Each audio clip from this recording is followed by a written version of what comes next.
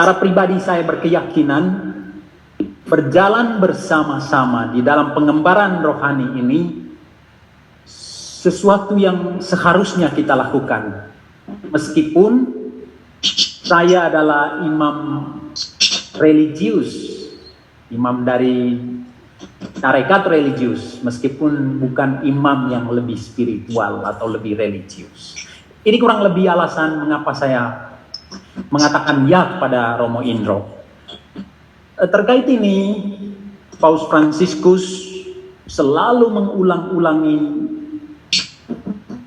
salah satu kata kunci penting di dalam orientasi gereja dalam beberapa tahun terakhir ini, yaitu sinodalitas, yang berarti berjalan bersama orang lain atau berjalan bersama para sahabat yang dengannya kita bersatu dan berbagi. Saya rasa retret kita di dalam 5 hari ini, perjalanan rohani 5 hari, ini adalah sebuah bentuk perjalanan yang memiliki irama sinodalitas. Kita berjalan bersama-sama, kita berbagi dan kita bersatu di dalam penghayatan akan imamat dan ekaristi. Terkait berjalan bersama-sama ini, saya itu mengingat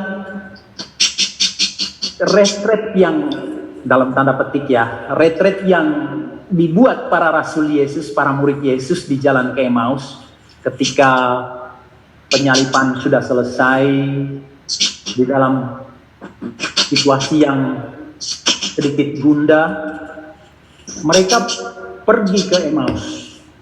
Perjalanan itu adalah perjalanan pada sore hari. Menurut teks, perjalanan itu dilakukan pada sore hari. Itu mungkin satu bahasa simbolis untuk menunjukkan bahwa iman itu seolah-olah meredup setelah penyaliban Yesus. Pikiran kacau, mereka diliputi ketakutan, keputusasaan, dan ketidakmampuan untuk memandang masa depan. Di dalam kesempatan semacam ini,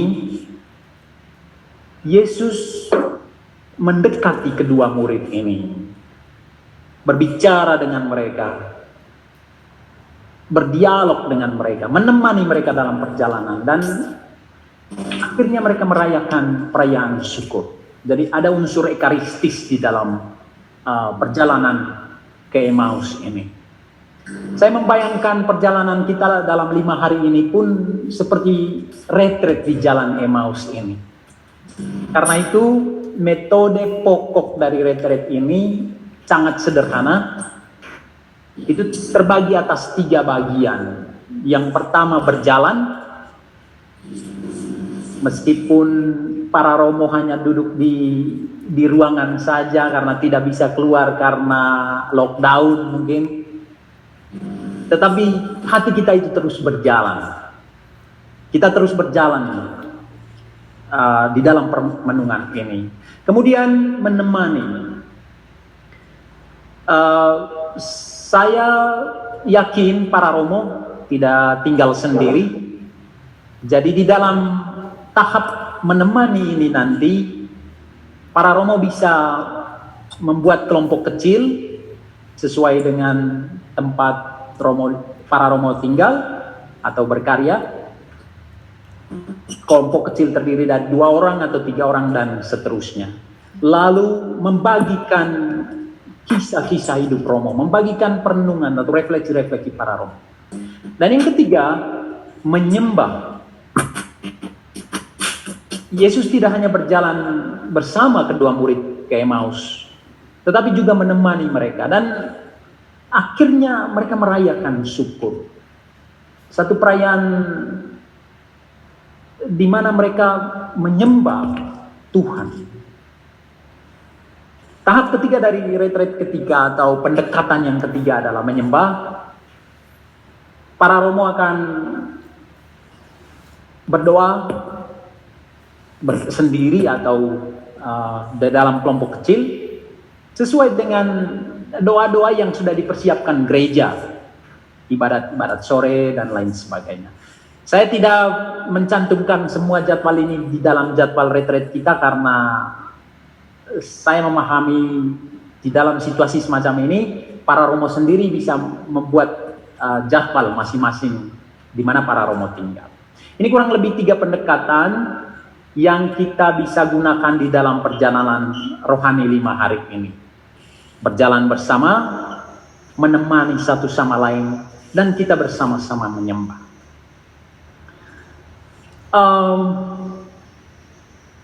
Saya hanyalah sahabat para romo di dalam perjalanan 5 hari ini.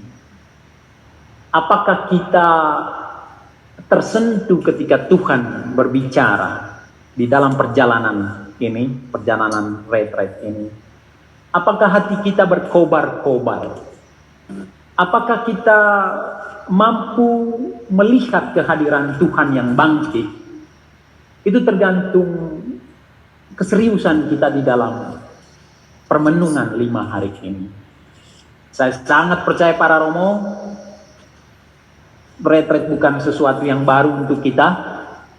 Jadi tentu saja keseriusan kita untuk merenungkan, menemukan cara Tuhan hadir di dalam perjalanan kita. Keseriusan kita untuk berbagi kisah dengan para romo yang lain, dengan Monsinyur, itu akan sangat membantu kita untuk benar-benar menikmati perjalanan rohani 5 hari ini, perjalanan spiritual 5 hari. Itu kurang lebih terkait tema, pendekatan, dan dinamika dari retreat ini, dari perjalanan rohani 5 hari ini. Berikut ini adalah kurang lebih jadwal secara umum. Nanti para romo masing-masing atau di komunitas, di pastoran, bisa membuat jadwal yang lebih detail sesuai dengan pendekatan kita tadi. Berjalan, menemani, dan menyembah. Sekarang pembuka selesai. Nanti kita akan lanjutkan dengan refleksi pertama. Saya menyiapkan 5 tahap refleksi sesuai dengan apa yang para romo bisa lihat di dalam versi PDF dari PowerPoint ini. Refleksi pertama hari ini, refleksi kedua hari Selasa sampai refleksi kedua sampai keempat hari Selasa sampai Kamis, dan refleksi terakhir hari Jumat tanggal 27 Agustus. Sekali lagi saya tidak membuat satu jadwal yang detail karena para romo akan membuat itu masing-masing di komunitasnya. Apa yang menjadi poin saya di dalam jadwal ini adalah membangkitkan kesadaran bahwa kita di dalam situasi retreat annual, retreat tahunan, sehingga kita benar-benar memberikan kesempatan dalam 5 hari untuk merenungkan tentang siapa kita, siapa sahabat-sahabat kita para romo, siapa gereja, bagaimana Tuhan hadir dan menyentuh kita, memampukan kita, dan lain sebagainya. Itu kurang lebih poin dari jadwal ini. Sehingga setelah makan malam, untuk hari pertama ini ada sesi refleksi pribadi. Para romo silakan mengatur itu secara pribadi. Kemudian Selasa sampai Kamis kita punya renungan pada pagi hari jam 8 sampai 9 waktu Indonesia Barat.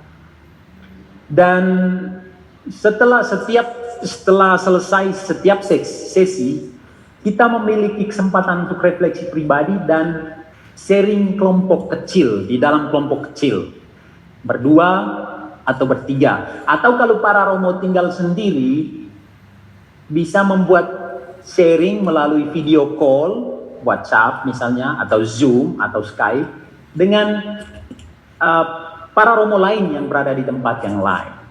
Nah, itu kurang lebih. Mengapa ada sesi ini, refleksi pribadi dan sharing kelompok? karena itu akan sangat membantu kita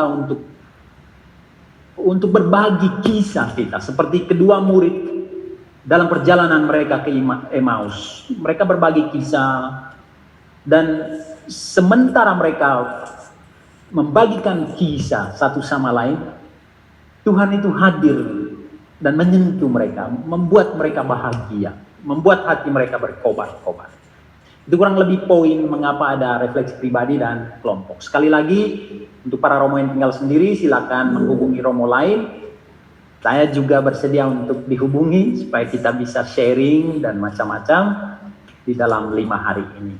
Kemudian ada sesi doa sore, entah pribadi atau bersama. Itu tergantung jadwal atau waktu para Romo. Jadi meskipun saya meletakkan di sana jam 6 sampai jam 6.30 doa pribadi atau doa bersama, silakan para Romo atau Monsinyur mengatur itu secara pribadi atau bersama di pastorat, sesuai dengan waktu yang tepat untuk para Romo. Saya memahami banyak kesibukan merayakan misa dan pelayanan-pelayanan lainnya.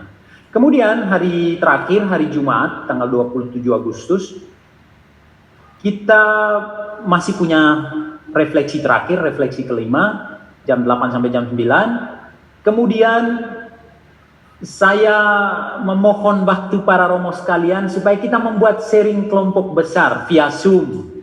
Saya, kemudian Monsinyur, dan para Romo, kita berbagi kasih melalui sharing. Mungkin alokasi waktunya tidak terlalu banyak, nanti tergantung kita apakah kita perpanjang atau seperti apa nanti dinamikanya.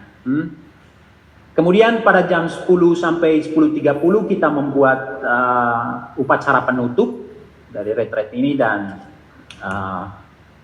mengucapkan goodbye untuk masing-masing. Itu kurang lebih jadwal yang saya buat secara umum. Sekali lagi, para Romo bisa mengatur jadwal lebih detail sesuai dengan keadaan di tempat pelayanan Romo. Itu kurang lebih. Baik para Romo, kalau